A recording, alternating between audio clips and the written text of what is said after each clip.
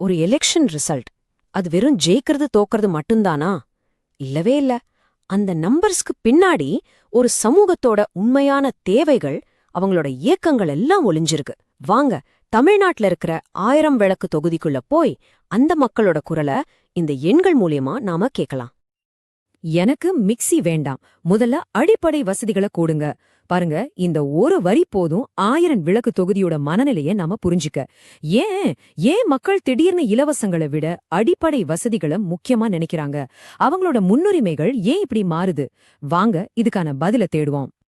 சரி, முதல்ல நாம இந்த 1000 விளக்கு தொகுதி அப்படிங்கிறது எப்படிப்பட்ட ஒரு இடம்னு புரிஞ்சுக்கலாம். இது வெறும் ஒரு எலெக்ஷன் நடக்கிற இடம் மட்டும் இல்ல, சென்னையோட இதயத்துல இருக்கிற ஒரு சின்ன ஆனா ரொம்ப சிக்கலான உலகம். நீங்க பாத்தீங்கன்னா இது 100க்கு 100 ஒரு அர்பன் தொகுதி, அதாவது ஒரு நகர பகுதி. ஆனா எல்லா நகரங்கள் மாதிரியும் இதுக்குள்ளேயும் பல கதைகள், பல உலகங்கள் இருக்கு. அதத்தான் நாம இப்போ கொஞ்சம் ஆழமா பார்க்க போறோம். இங்க இருக்கிற சமூக அமைப்பை பாருங்களேன். கிட்டத்தட்ட 80% இந்துக்கள் இருந்தாலும் ராயப்பேட்டை, தேனாம்பேட்டை மாதிரி பகுதிகளில் கணிசமான முஸ்லிம் கிறிஸ்தவ மக்கள் பல வருஷமா உண்ணா வாழ்ந்துட்டு வராங்க. இதை நாம வெறும் நம்பர்ஸா பார்க்க கூடாது. இது பல தலைமுறையா ஒன்னா பின்னி பிணைஞ்சிருக்கிற ஒரு சமூக கட்டமைப்பு. ஆனா இந்த சமூக அமைப்புக்குள்ளேயே ஒரு பெரிய முரண்பாடு இருக்கு. ஒரு பக்கம் டி நகர் மாதிரி நல்ல வசதியான உயர் நடுத்தர வர்க்கம் இருக்கிற பகுதிகள், இன்னொரு பக்கம் ராயப்பேட்டை, தேனாம்பேட்டை பகுதிகள்ல அடிப்படை வசதிக்காக போராடுற மக்கள். ஒரே ஊருக்குள்ள 2 வேற வேற உலகம் இருந்தா எப்படி இருக்கும்? அந்த மாதிரி ஒரு நிலைமை தான் இங்க. இந்த ஏற்றத்தாழ்வு தான் இங்க இருக்கிற பல பிரச்சனைகளுக்கும் ஆணிவேரா இருக்கு. சரி, இப்ப நாம இந்த பகுப்பாய்வோட முக்கியமான கட்டத்துக்கு வரோம். ஒரு புதிருக்கு வரோன்னு கூட சொல்லலாம். அதாவது வெறும் 2 எலெக்ஷனுக்குள்ள இங்க வாக்குப்பதிவு முறை எப்படி இவ்ளோ பெரிய மாற்றம் கண்டது? இந்த நம்பர்ஸ் நமக்கு ஒரு கதை சொல்லுது. வாங்க, அது என்னன்னு கேட்போம். 2016 எலெக்ஷன்ல திராவிட முன்னேற்றக் கழகம், அதாவது டிஎம்கே 6.2% வாக்கு வித்தியாசத்துல ஜெயிச்சாங்க. இது ஒரு நல்ல வெற்றிதான். ஆனா எதிர்க்கட்சியும் ரொம்ப ஸ்ட்ராங்காவே இருந்துச்சு. ஆனா வெறும் 5 வருஷத்துல 2021ல என்னாச்சுன்னு பாருங்க. அதே திமுகவோட வெற்றி வித்தியாசம் கிட்டத்தட்ட 24%. யோசிச்சு பாருங்க, 24% உயர்ந்திருக்கு. இது ஒரு மிகப்பெரிய ஜம்ப். இந்த இமயமலை அளவுக்கு பெரிய மாற்றம் எப்படி சாத்தியமாச்சு? வாக்காளர்களோட மனசுல அப்படி என்னதான் ஓடிட்டு இருந்துச்சு? திமுகவோட வெற்றி வித்தியாசம் கூடினாலோ இங்க உண்மையான கதை அது இல்ல, அது வேற. 2016ல வெறும் 6% ஓட்டு வாங்கின தேசிய ஆளுங்கட்சியான பாஜக 2021ல நேரா 29% வாக்குகளை வாங்குது. இது எப்படி? தமிழ்நாட்டோட பிரதான எதிர்க்கட்சியான அதிமுகவோட வாக்கு வங்கி ஒரு பெரிய அளவுல பாஜக பக்கம் ஷிஃப்ட் ஆனதுதான் இதுக்கு காரணம்.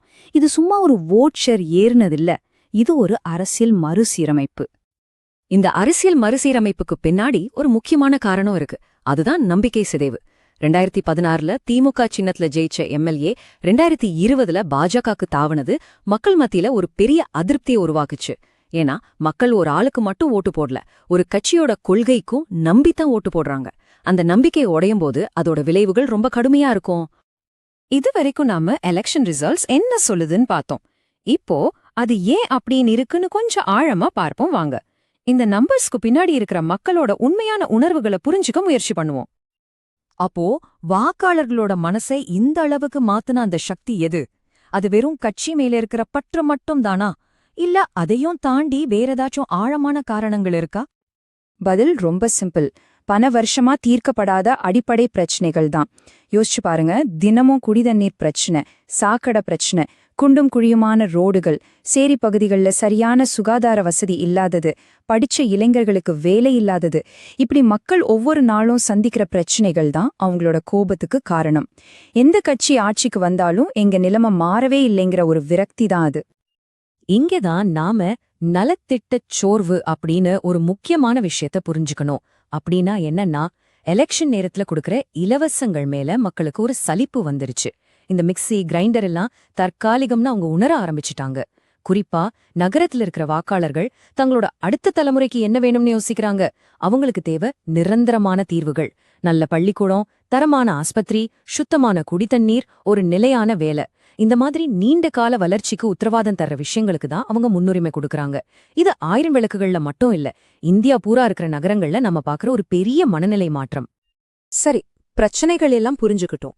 ஆனா ஒரு தலைவரா இருந்தா மக்களோட இந்த குரலை எப்படி செயல்ல காட்டுறது, நிர்வாகத்துக்கான ஒரு ப்ளூ பிரிண்ட எப்படி உருவாக்குறதுன்னு இப்ப பார்க்கலாம். இந்த டேபிள் அதை ரொம்ப தெளிவா காட்டுது. வாக்காளர்களோட கோபம் எது மேல இருக்கு? அடிப்படை உள்கட்டமைப்பு மேல. அப்போ அதுக்கு முன்னுரிமை கொடுக்கணும். இளைஞர்களோட கவலை என்ன? வேலை வாய்ப்பு. அப்போ அதுக்கான திட்டங்களை உருவாக்கணும். பெண்கள் பாதுகாப்பு, சிறுபான்மையினர் நலன்னு, இப்படி ஒவ்வொரு தரப்பு மக்களோட தேவையையும் சரியா புரிஞ்சுக்கிட்டு அதுக்கேத்த மாதிரி செயல்படுறதுதான் ஒரு நல்ல நிர்வாகத்துக்கான வரைபடம். அப்போ மக்கள் நம்பிக்கைய திரும்பவும் சம்பாதிக்கிறதுக்கு ஒரு தெளிவான வழி இருக்கு. முதல்ல அவங்களோட அன்றாட பிரச்சனைகளை சரி செய்யணும். அப்புறம் பள்ளிக்கூடம், வேலைவாய்ப்பு மாதிரி நீடித்த சொத்துக்களை உருவாக்கணும். எல்லாரையும் அரவணைச்சு பேசணும். முக்கியமா அரசியல் நிலைத்தன்மைய காட்டணும். பாருங்க, நம்பிக்கைங்கிறது ஒரே நாள்ல வர விஷயம் இல்ல. அது நம்ம ஒவ்வொரு நாளும் செய்யற செயல்கள் மூலமா சம்பாதிக்க வேண்டிய ஒண்ணு. கடைசியா ஒரு முக்கியமான கேள்வியோட இதை முடிப்போம். ஒரு ஓட்டுங்கிறது ஒரு தனி மனுஷனோட குரல்னு சொல்றோம். அப்படி இருக்கும்போது தலைவர்கள் அந்த ஓட்டு எண்களை மட்டும் பார்த்துட்டு அதுக்கு பின்னாடி இருக்கிற குரலை கேட்காம விட்டுட்டா என்ன ஆகும்? ஜனநாயகம்ங்கிறது வெறும் நம்பர்ஸ வச்சு ஆடுற ஆட்டமா மாறிடாதா? யோசிச்சு பாருங்க.